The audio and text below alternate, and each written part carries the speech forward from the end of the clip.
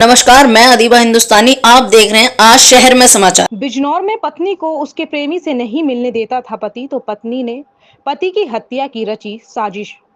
अपने प्रेमी और उसके दोस्त से मरवा दी अपने पति को 2 गोली। पति की मौके पर मौत। जब पुलिस इन हत्या आरोपियों को पकड़ने पहुंची तो इन लोगों ने पुलिस के ऊपर चला दी गोली।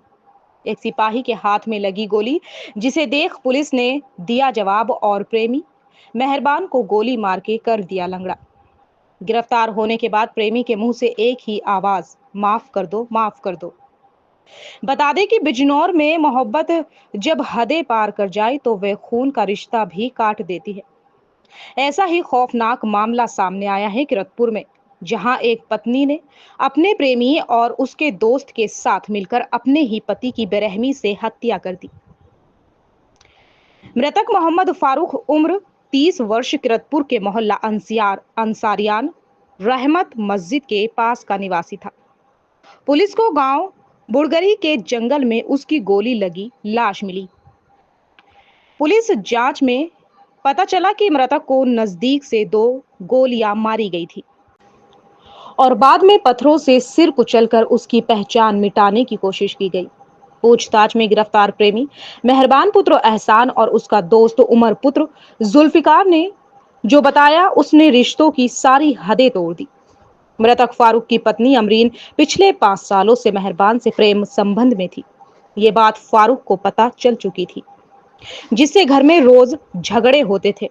अमरीन अपने प्रेमी के साथ जीवन बिताना चाहती थी, लेकिन उसका पति फारूक इस राह में रुकावट था।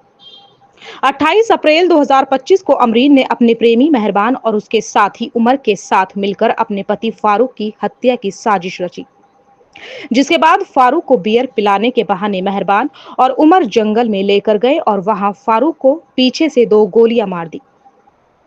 जब वे गिरा तो पत्थरों से सिर और हाथ पर वार कर उसकी हत्या की गई। फिर उसका शव कपड़े में लपेटकर खेत के किनारे झाड़ियों में फेंक दिया गया। गिरफ्तार किए गए दोनों आरोपियों ने साफ साफ बताया कि इस हत्या की मास्टरमाइंड फारूक की पत्नी अमरीन है।